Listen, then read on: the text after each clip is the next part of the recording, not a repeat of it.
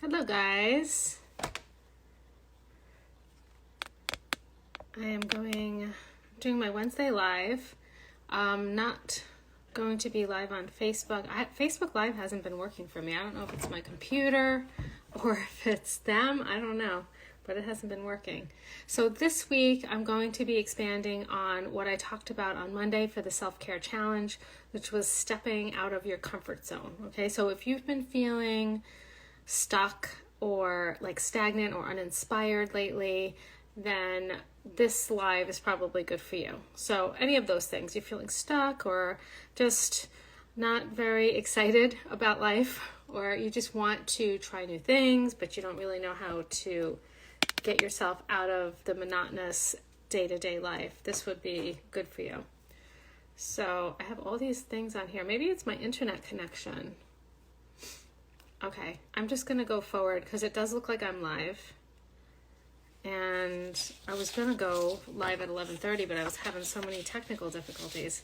So happy spring. This week we have the spring equinox, which was Monday, and then we have the new moon, which was Tuesday. So what a powerful time to like start something new, new beginnings, set new intentions,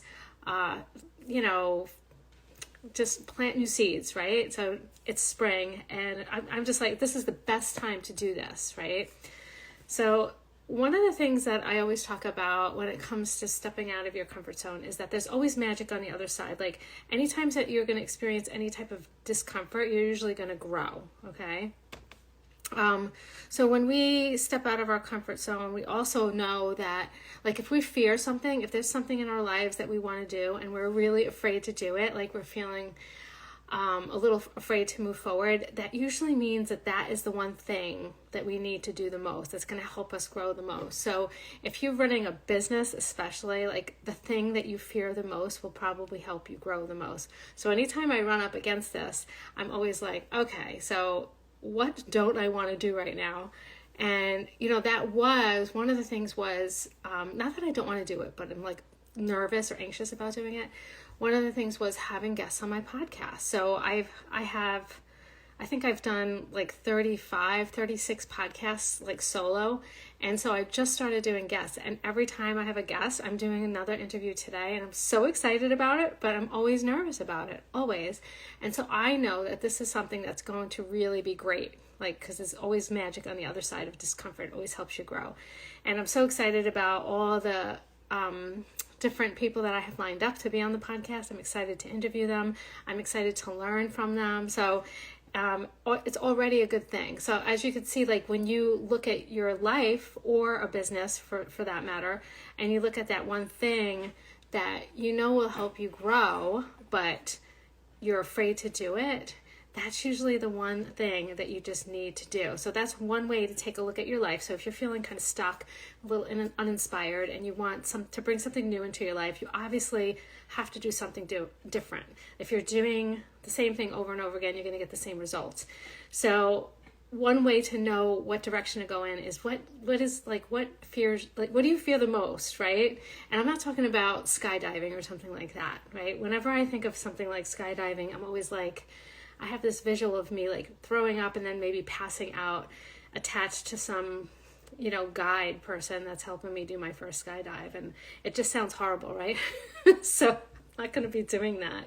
I'm really just talking about the things that make us nervous because we know they're going to make us grow. And like another thing for me would be like public speaking or something like that. Maybe doing like a TED Talk is just like absolutely terrifying. So I know that's what I need to do. That's something I need to do. So I just started like looking into that, even though I'm like, oh God, no. But I'm like, oh yes, right? So sometimes when I think about fear, I think of it as it's basically like excitement. It's excitement, but it's also like unknown.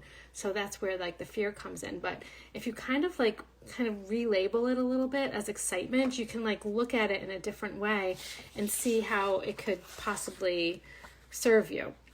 So one of the things that you should know whenever you're doing something new is that the way your brain works. So your brain is there to protect you and to keep you alive and safe, and it doesn't care if you're bored or uninspired or you feel stuck. It's there to keep you alive. So whenever you are going to try something new, step out of your comfort zone and do something different, your brain is like, no way, Jose, and it's going to like try to stop you, right? It's going to just try to stop you.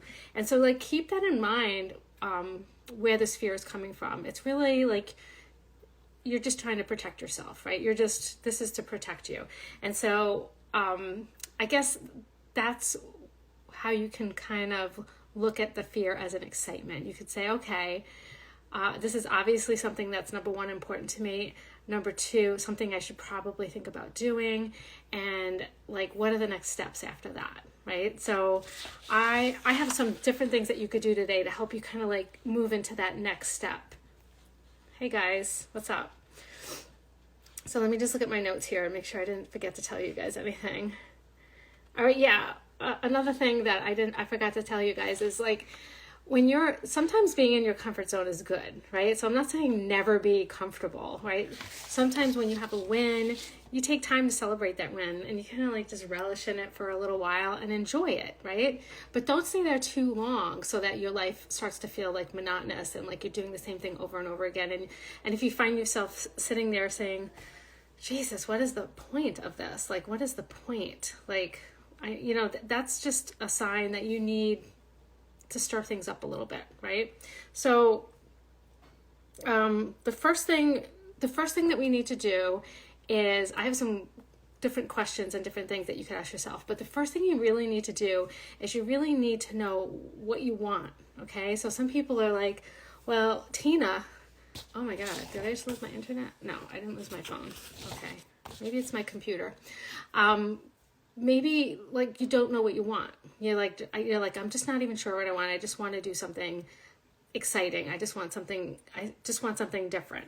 So I just want you to like kind of dig deep, look at the things that you enjoy, look at the things where you experience flow in your life, look at the things that you're always happy. So just bring awareness to, as you go about your day, things that bring you little bits of joy. Maybe it's music, maybe it's when you go for a run, maybe it's when you go to a yoga class, whatever it is. And then I want you to, when you're thinking about this, I want you to really, really focus on what you want, not what like your partner wants or what your kids want, or maybe what your parents want, or even what is kind of like expected by society or considered acceptable by society. Screw all that. Like, what you really need to do is look deep down in your heart and in your soul, and what do you want to do, right? So what's really important to you? So when you're trying to figure out what you want, make sure it's not what somebody else wants or what you think you should want because everybody else wants it. Just because everybody else wants it or it's something popular doesn't mean it's something that's for you. So you really need to, like, if you're going to spend some time doing this, you might as well do something that really lights you up inside. And then after you figure that something out, I think that you should think bigger and just go bigger, because we always underestimate ourselves. And what's the point? Like, really, what is the point of dreaming or setting goals if you're just not going to go for it, go all the way? So now it doesn't mean I don't want you to like stress yourself out. I have the opposite of goal of that. I spend my life trying to teach people how to de-stress and like reduce anxiety and stuff like that. But setting big goals and dreams is exciting, okay? And it lights you up and it really adds to your life. And you don't need to know the how it's going to happen. You don't need to know. Nobody knows the how, okay? Not even the most successful people know the how. Nobody knows the how. And the how is what stresses people out about big goals. So it's okay to have a big dream. It's okay to have a big goal. And it's okay